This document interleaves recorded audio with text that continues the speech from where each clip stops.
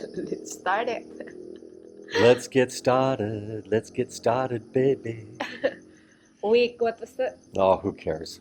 We're way beyond the weeks now. Guys, we're not even 14. going to track the weeks anymore because this isn't the number of weeks that it's taken to build the house. There's so many other things that are going on. And, Sidetracks. you know, suffice to say is that we got walls up and we could have had windows to the lockup stage. We could have had that done in 12 weeks. Yeah. You know, because the AAC makes it so quick. Mm-hmm. And we involve the electrician early in the game rather than waiting until the walls are up, which is what they do with hollow block, right? Yeah. So, yeah, that's where we're at. I'm going to do another episode today on, is the foreigner a real friend that you just met? Let's talk about that today. We're going to do that in this old carcass. And we'll give you some house updates here. We bought the door last week and we went to City Hardware and I'm looking at it going, it's backwards, dude. You've labeled this as a right-hand door, but it's a left-hand door. I don't know what you're doing here. So we picked up the other one and we brought it down here. You know what? They store the doors upside down. Oh. And no. we were not, paying attention to where the knob goes or where where it opens. Well, we Like knew where where the they- knob was. The problem Yeah. is we didn't pay attention to the elevation of the knob. Yeah. We would have seen that the header is at the bottom and the footer was Yeah. at the top, literally. All of your other doors are the way they should be, except these metal doors. Anyway, they said they would give us a credit. They won't give us our money back, but they'll give us a credit, which is fine because we have to order tiles, and they've actually got the better sale on. So there we go. Yeah. Okay, let me give you an early morning walk around, and we had no rain last night. Yeah. Woo! Just as an update with all this rain and everything, because I've had a few of you mention that, down in Toledo, there's a lot of rain, and over in Leyte and all that sort of thing. In one night, we filled our tote, and then we had to get up and start draining it. We put roughly 12 to 1,500 liters into our tote overnight. 12 to 1,500 liters, And the size guys. of the roof is what, like 5? Well, it's only 25 square meters, the 25 roof. meters, Well, yeah. call it 30. Call it 30 square meter roof. For the extra And it collected overhang. roughly 12 to 1,500 liters. It was well over 1,000, guys. That's a lot of water. We didn't even come close when that typhoon happened earlier this year. Mm-hmm. Not even close. As a matter of fact, I was saying meh to typhoons. You got to know your typhoons, guys. Know them, because if it's a threat, leave. Yeah. Leave. Why would you want to ride through something that is a potential death sentence? Yeah. It's up to you to weigh it out. Maybe you're going to think, oh, it's a nice little thrill. Let's go through this. But, anybody that's lived in Tornado Alley and stuff, just saying. This is why you also need your emergency fund. It isn't just for medical and stuff. Maybe your medical is to get out of your house and forego this typhoon. Anyway, like I say, a lot of water. Okay, let's get to the day.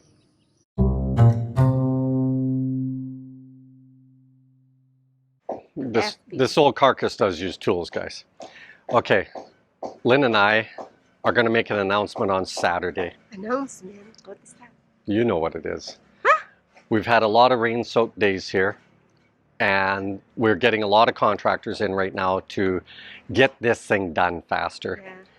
And so we've got maybe an announcement that you guys might be shocked about, but it's part of a bigger master plan. What's that? She knows she's just being elusive. Oi. Oi! Always kicking me in the balls. Okay, stay tuned for Saturday on that, guys. The other CR is now complete as far as AAC goes. We've got to deal with a bit of the top, but that's by design, guys, because we got to mount and weld the door and all of that type of stuff first. And this wall in here, because of the fact that it's going to be the hinge point, we have got rebar every second layer instead of every third layer. And we've got it there, there, there, and then another one there because that's where the top's going to be. And we will do another course of rebar there as well. So, Clarence, yes, I would definitely do 6-inch on the inside of the house in the future because of the design that we've got with these open walls and such. However, I would not, my filler walls, I would not do 6-inch. You can do different configurations of your posties. So if you're doing a single story house, you only need an 8-inch by 8-inch post, okay? You could do a 6 by 10 and then fit your 6-inch in there. But once you start to draw it, you'll realize that that 10-inch means that part of that pillar is going to be inside your house. And you know, this is why you foam fill your edges and then you put your stuff in, because you're most likely positioned to crack an AAC is in the corner. But if your block is extended out by 4 inches because you've got a 10-inch postie, then that means some of the room is going to be exposed, and then you probably will get a crack there. Okay, just think of it like dissimilar metals. That's the way I've been explaining it to people. We know from our old cars, dissimilar metals caused rusting, right? Okay, electrical is well underway. We had a long discussion, got a little bit heated a couple of times, but our compromise is this, because Michael literally cannot transpose running extra wire over behind the electrical panel and put his junction boxes there. So this is the net result. We have compromised and we have said, okay, put that there. You've got all your wires run, and we will put a false plate up there. But at least I have access to the wires, guys. We have Wago connectors, and I've also brought wire nuts. Let me get a Wago and I'll show you what it is. Okay guys, these are Wago connectors. Used a lot in Europe. They're showing up in Western, or North America, Western. They're showing up in North America more and more. This one here is you just push it in, you visibly can see where it locks into that bus. And so they're okay. If you need to remove the wire, not as easy. These ones I ordered through Lazada. Again, you put them in there and then just clamp it down. And it's again a bus system in there. So handy, take up way less space than a wire nut. And the nice thing about these is that they're similar to a wire nut in that the wire comes out the same side, but the bulk of the connection, if you want to call it, is way less. Oh, we're getting our water delivery. You know, I keep saying to her, she does all this laundry, does this, does that, does this and that, and she never calls me to say, could you take the water inside the house?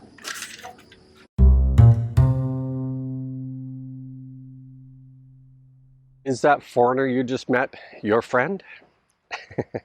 You guys know that I talk a lot about going to Cebu, going to Angeles, you know, secondarily to me, Dumaguete, and getting your feet wet in an area that has a lot of expats.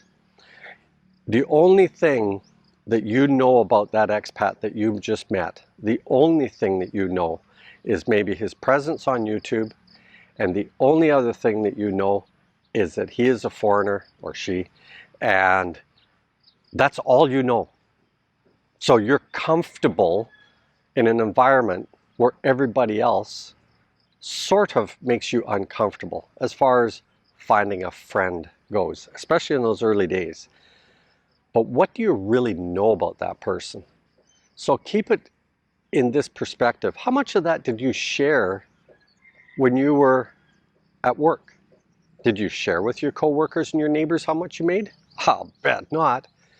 Did you share, like, I'll digress to Calvin, right? And you know how much I keep talking about going broke in the Philippines. Calvin had a guy come up, and at the end of the day, he asked him for some money. The guy's just a beggar. I don't care whether he's foreigner. I don't care whether he's a little kid sitting on the street going like this, you know, because the foreigner's not asking for 50 pesos. He's not asking for that. He's asking for 1,000, a couple of thousand pesos. Can you tide me through until my next thing? And that happened to me on my very first trip here. Now, fortunately, Lynn and I were already at that stage where Lynn holds all the money, because they will attack men, especially these gangs of kids. They'll attack the man to try and get their money. They'll just surround them and give little nudges and all that sort of thing, trying to get into your pockets. Lynn carries all the money.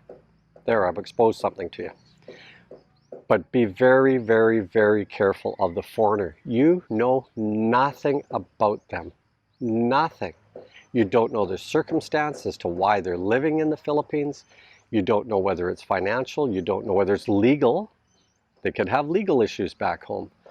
Maybe somebody's trying to sue them for a bad business deal or something along those lines. Extradition isn't as easy as it sounds like in the news. It's not. It's not, because you're involving the government, and that is not easy. So be very, very careful, guys. I know that I cite a lot that you need to embrace some foreigners, but that's only in so much as getting information out of them. And a guy like me and most out here, they'll all share with you, you know, where can you rent, all of that type of thing. And the most you should ever expose is what is your working budget for what you want in accommodation, okay? Maybe you're prepared to live in a studio, but maybe not with nothing but Filipinos in their hot bunking, especially in Angles. Oh, that can get noisy, guys. Oh, brutal. And you've got that many more people that might try and break into your unit, right? So, you know, Lynn and I, we spent that whole first year, $750 US a month. That's what we were spending. But that was okay. That was sort of the beginning stuff. And maybe you need to do that as well. But if you don't want to, you're a little bit more grounded, as it were, a little bit more comfortable in your shoes, regardless of where you are, maybe you can get away with a little bit less. But start with telling them what your budget is for the condo or apartment that you want to rent. Don't tell them what your monthly budget is. Don't be silly. You would never have exposed that in your Western country. Don't expose it to people who are not friends. Everybody's a friend, right? True friends don't ask. It's not that the architect knew it, because they didn't. Anyway, but we phoned the engineer because we hired, and a good way to go with this, guys, is hire the engineer that works at the city hall. That's what we did.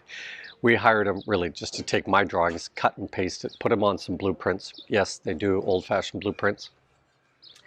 And anyway, now, according to the fire department, because this is not the word we got from everybody else, everybody said, go to the fire department, get your occupancy permit, then you can get off of this silly electrical thing that's really based on welding.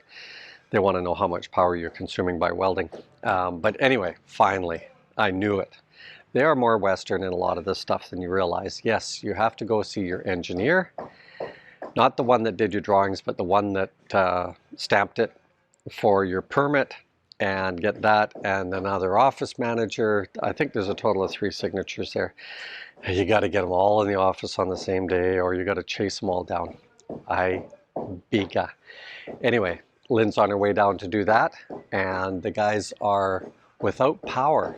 So thank goodness for power tools called battery operated. Anyway, let's go have a look. The guys are literally so scared that this door is going to warp.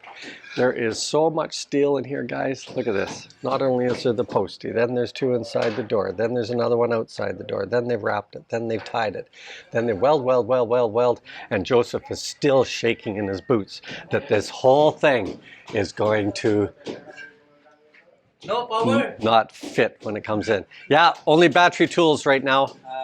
Anyway, a little bit more wrapping and tying there without even pouring. This is so solid.